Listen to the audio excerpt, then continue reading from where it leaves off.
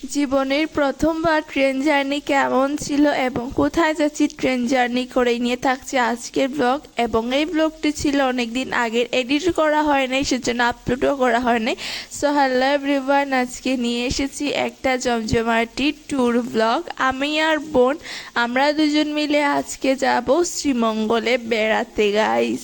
সকাল সকাল ঘুম থেকে উঠে, সকাল সকাল ঘুম থেকে একদমই ইচ্ছা করে না ঘুম থেকে উঠতে।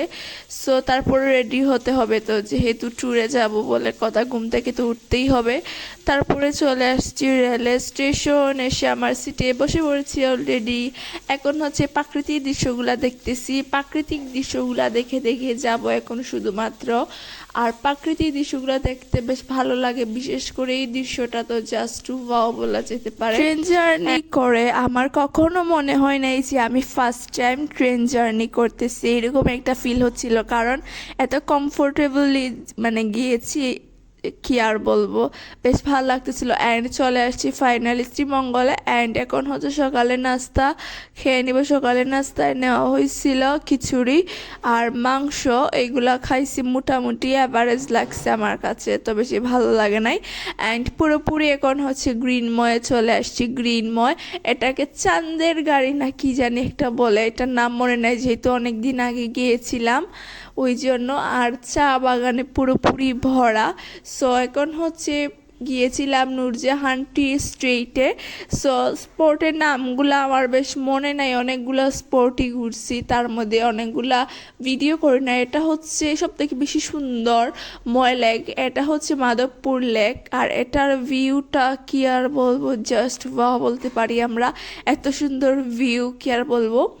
আর এই দিন এত পরিমাণের গরম ছিল, কি আর বলবো, গরমে তো অবস্থা পুরোপুরি কাহিল করে ফেলে, এত পরিমাণের গরম দেয়।